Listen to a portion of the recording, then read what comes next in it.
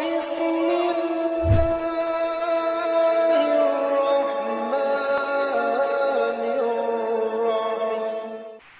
نعمت پر بڑا شکر ادا کیا کرو۔ آپ کو دنیا میں کوئی اور قوم نظر آتی ہے جس کے پاس یہ پلیٹ فارم ہو؟ کوئی اور قوم نظر آتی ہے؟ صرف محبت اہل بیت کے صدقے میں یہ نعمت آپ کو ملی۔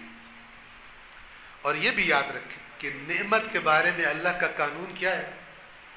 نعمتوں کے بارے میں اللہ کا قانون یہ ہے، لَإِن شَكَرْتُمْ لَأَزِيدَنَّكُمْ، اگر تم نے نعمت کی شکر گزاری کی تو میرا پکا وعدہ ہے میں اس نعمت کو بڑھا دوں گا۔ وَلَئِن كَفَرْتُمْ، لیکن اگر تم نے بے قدری کی، إِنَّ عَذَابِي لَشَدِيدٌ، تو پھر دوسری طرف سے بھی سن لو میرا عذاب بھی بڑا شدید ہے۔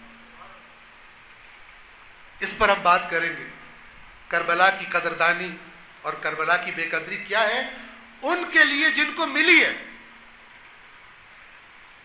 جو بچپن سے کربلا سنتے سنتے جوان ہوئے، جو بچپن سے حسین حسین کرتے جوان ہوئے۔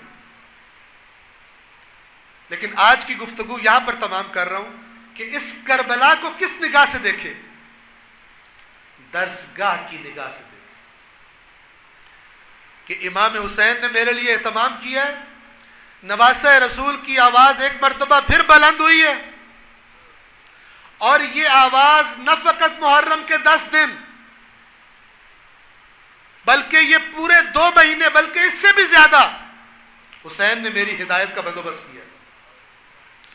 حسین نے میرے لیے ماحول بنا دیا ہے۔ نواسہ رسول نے، رحمت للعالمین کی رحمت کے پرتو نے، اس کے وارث حقیقی نے اپنا خون دے کر، اپنی اولاد ذبح کروا کر، اپنے پیارے ترین اصحاب، مقدرات عصمت و طہارت کے پردے قربان کر کے اس نے میرے لیے اس چیز وہ سیکھنے کا اہتمام کر دیا ہے جو میں ہر وقت اللہ سے مانگتا رہتا ہوں، اور اس کی تاثیر یہ ہے کہ میں اتنی تیز زندگی چھوڑ کر آگ کے فرش عذاب پر بیٹھ جاتا ہوں۔